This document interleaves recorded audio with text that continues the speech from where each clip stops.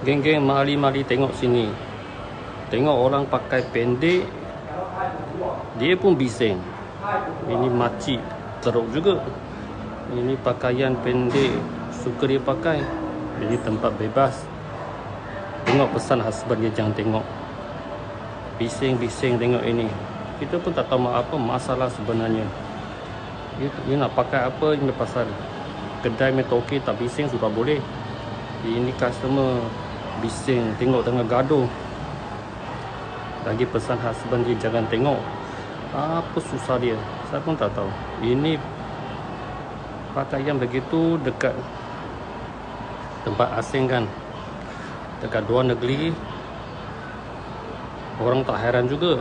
Tapi ini makcik tengok dia gaduh-gaduh, tengok gaduh dagu, marah husband dia. Kalau kita tengah makan orang pakai pendek-pendek, baju kurang-kurang masuk kan, takkan kita mengharau dia. Ini bukan tauke pun tak harau dia. Lagipun dia tengok dia bising, bibir-bibir tengok sampai gaduh. Tengok, teruk juga. Lagipun nak marah counter punya orang juga. Teruk juga ni macam. Tengok depan ini cashier punya orang, dia pun bising. Lagi teruk geng, tengok.